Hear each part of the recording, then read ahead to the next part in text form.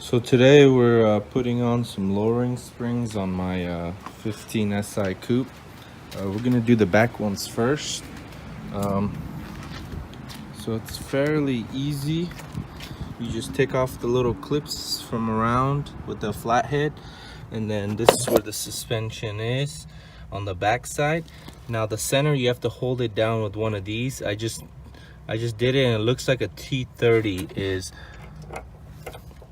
the correct size. So you're gonna need to hold it down with something, and then you're gonna use a 14 millimeter to turn this until it completely comes off.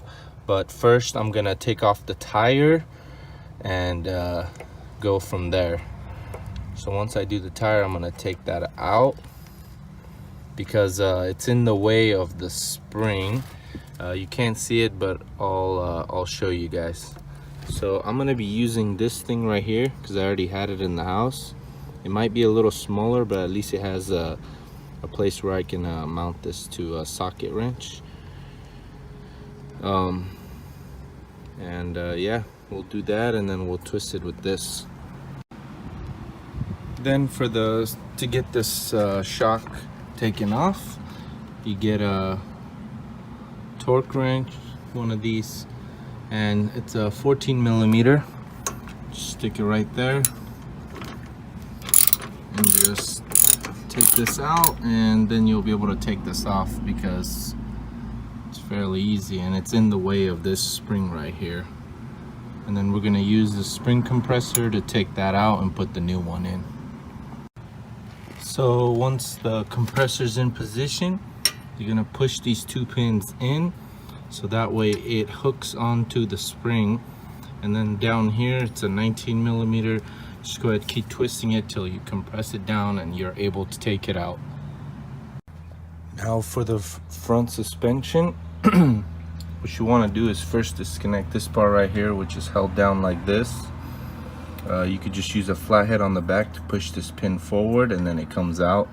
Same with the one on the bottom. And down here, this is the brake line, so you're going to use a 12 millimeter, and I'm also going to hold it down through the back with a wrench and open it from here so I can take this out so it's out of the way.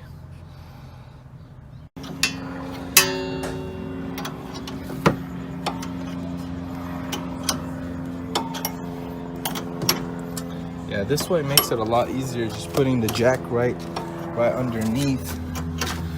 You don't even have to take out the shock. Just tighten that clamp.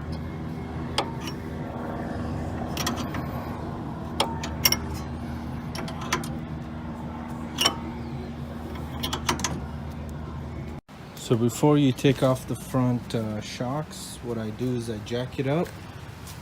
Then right here, there's a little cover. You can just take that off. There's a little screw here, use a flathead, pick it up.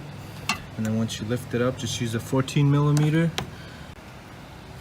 There's a shield here and to the side, but I would say the best way to move the back one, these two you can just move with a 14 wrench, but the back one just use a socket, long socket for the 14, and that one comes off easily.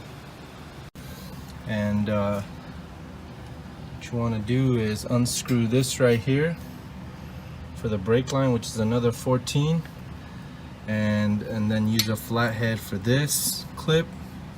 And then there's another clip, let's see, I guess for this side, yeah, this right here, and then there's one up here. Use a flathead from the back side and pull this so it's out of the way, and once you take off this 14, this will be out of the way. So as far as these two front 19 millimeters go, that is connected to the hub for this spring shock absorber, is I use one of, I grip the right part, the nut, with this, and then I'm going to use an impact torque wrench, 19 millimeter, and that's how I open it up. This right here, this little bar, like I said, on the front end, I took off the other side, which is down there, and from what I can tell, it is also a 14. So just take that off, you'll be able to pull it outwards, and then this whole thing will be loose. You can take it off. So what I've done to the rear is, this is how I've set up a vice grip, and it's an 18mm long socket. Stick it in there, and as you pull it up to unscrew it, this hits this, so there's a reverse torque on there, and you're able to open this up. I tightened this just a little bit because this is gonna pop up a little bit, but you don't need to do it too tight, just a little bit, and this is gonna pop out a little, and that's how you're able to unscrew it and re-screw it back on. Some pointers when you're putting it back on. To get this little sway bar right here, I only disconnected the bottom, but to get it in, you're gonna have to, right underneath, you're gonna have to jack it up. This thing will go up, and then you're able to screw it in, and then you can just bolt it back on. So if you're having trouble putting that, you're gonna do that. So here we have the springs installed.